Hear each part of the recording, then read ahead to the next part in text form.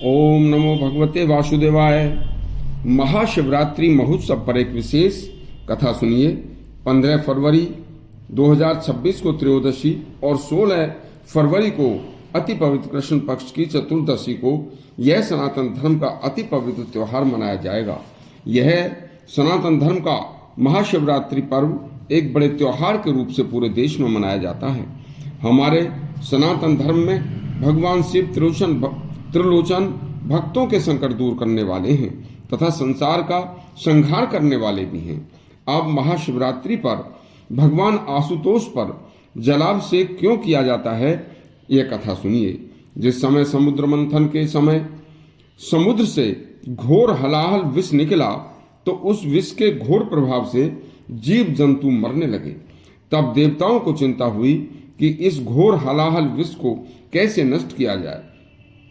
तो जब कोई रास्ता नहीं निकला और संसार में विष के प्रभाव से हाहाकार मचने लगा, तब भगवान शिव ने उस घोर हलाहल को पी लिया। विष के पीते ही भगवान शंकर का कंठ नीला पड़ गया। तभी से भगवान त्रिलोचन का नाम नीलकंठ महादेव भी पड़ गया। जब शिव जी का पूरा शरीर ही नीला पड़ना शुरू हो गया तो स्वयं देवताओं और गंधर्वों ने शिव जी के सिर पर जल डालना शुरू किया, जिससे कि विष की गर्मी शांत हो सके। तब माता पार्वती ने कहा था कि हमेशा हर युग में, जिस युग में भी जो मनुष्य भगवान शिव को श्रद्धा से जल अर्पण करेगा, उसके मेरे आशीर्वाद से सभी मनोरथ पूर्ण होंगे। तभी से भगवान शिव पर शिव मंदिरों में उनके विग्रह पर स्नान ध्यान के बाद जलार्पण करने की प्रथा शुरू हुई। शिवरात्रि भगवान शिव की रात्रि मानी जाती है। पौराणिक कथाओं के अनुसार फागुन मास की कृष्ण पक्ष की चतुर्दशी तिथि 14 की रात्रि को भगवान शिव का माता पार्वती से विवाह हुआ था। यह रात्रि तभी से भगवान शिव की आराधना की रात्रि मानी जाती है।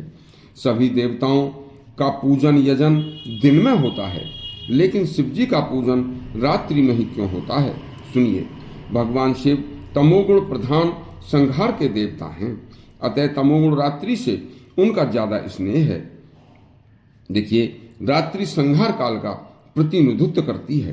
कृष्ण पक्ष की चतुर्दशी में रात्रिकालीन प्रकाश का जो स्रोत चंद्रमा है, वह भी पूर्ण रूप से क्षीण होता है। जीवों के अंदर तामसी प्रवृत्तियां हमेशा कृष्ण पक्ष की रात्रि में ही बनती हैं। इसलिए चंद्र क्षय तीज आने से पहले पहले उन तामसी प्रवृत्तियों का समन निवारण हेतु भगवान शिव की आराधना का विधान है। यही एक रहस्य है। देखिए, संहार के बाद हमेशा नई सृष्टि का निर्माण हमेशा से होता आया है। उसी तरह शरद ऋतु, शीत ऋतु में जब पाले से, कोहरे से, बर्फ से सभी वृक्षों के पत्ते सूख कर नीचे गिर जाते हैं, तब फाल्गुन मास में सभी पेड़ पौधों पर नई फूल पत्तियां खिलने शुरू हो जाते हैं। तो इसे भी एक नई सृष्टि का स्वरूप समझा जाता है।